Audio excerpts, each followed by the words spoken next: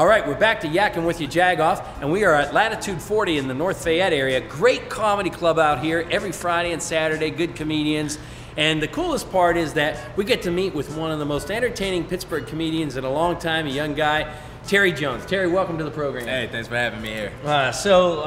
You're a young guy, you went to Penn Hills. Tell me a bit, how do you get from Penn Hills going to school and getting into comedian? Basically by being in the principal's office a lot, or what happened? I wasn't in the principal's office that much, man.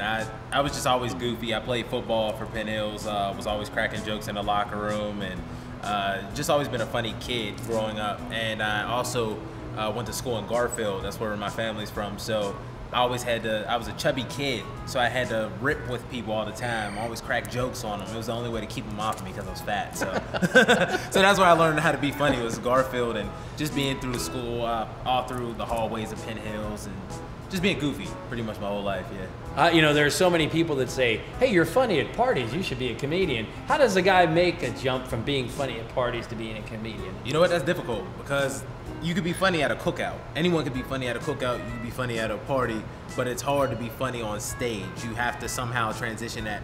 I think where I came in with that is my aunt used to be a stand-up comic. Really? So my aunt Cookie, yeah, during the Def Jam era, she was a stand-up comic.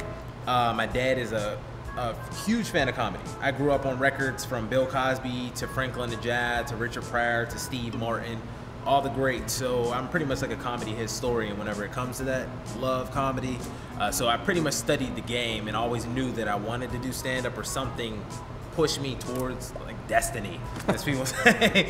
But it was always something I wanted to do. So kind of, you just have to fill it out. You just got to go for it, try it. Open stages, any open stage, good open stage stories? Open mic, well, the first time I ever did open mic, I was 18. Came right out of high school.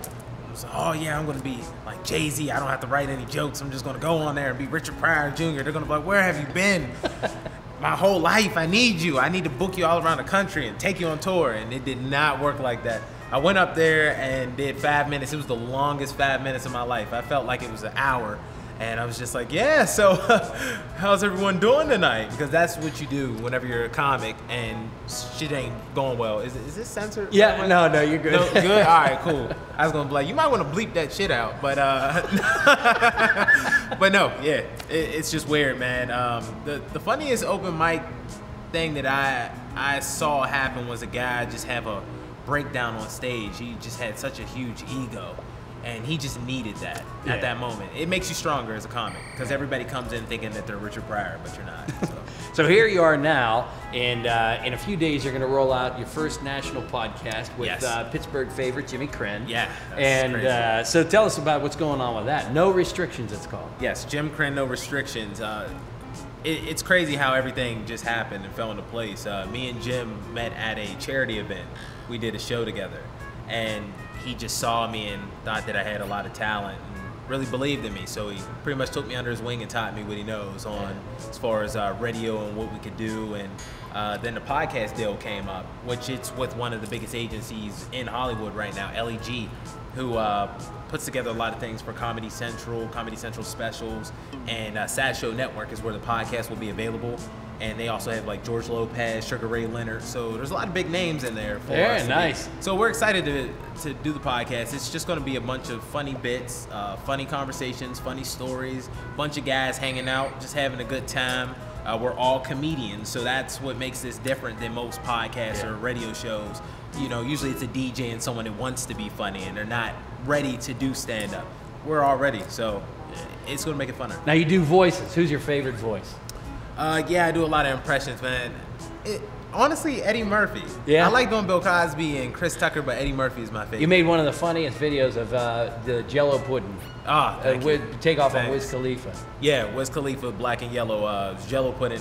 We shot it right where Wiz shot his video in Homestead, in front of the smokestacks. We had a good time. It was crazy because I think I put out that video. We recorded it 2 days after he put it on MTV, and I was like, this has to go out, and it just became a viral success. I didn't know it was going to be that big, but yeah. So do you ever get caught like in the grocery store and all of a sudden somebody says, hey, be Eddie Murphy or be Bill Cosby? Actually, it's weird, yeah, because I'll go places and people will go, hey, you're the Jello pudding guy. And I'm like, yeah, my name's Terry. I'm human. I'm human. No. Yeah, and then there's a guy, because I'm always at the gym, there was a guy I was training, and there was a Jell-O commercial that came on, a pudding commercial, and he started singing and he looked at me, but he never realized that I was the person that did the Jell-O pudding video, and he goes, wait, holy shit, you're the Jell-O pudding guy, it was you, it really is you. It's my buddy Paul, so yeah. People do, they'll be like, hey, can you do that Eddie Murphy impression? I'm like, you know what, I really love being in the grocery store when everybody's bothering me, you know, it's just so lovely all the time. Yeah, it's weird. Well, I appreciate you being on the program, and why don't you go ahead and pitch the program right to everybody, tell them to watch. Hey, thanks for having me. You know what, I just want to say, first of all, can you see me as dark in here? You probably just saw teeth this whole interview, but looking like Cheshire Cat, it's weird. No. Make sure that you download Jim Krenn, No Restrictions, you Jagoff. You Jagoff. Now make sure that you download Jim Krenn, No Restrictions, you Jagoff. Make sure you download, come on man, me and Jackie Chan gonna download it. Download No Restrictions, baby.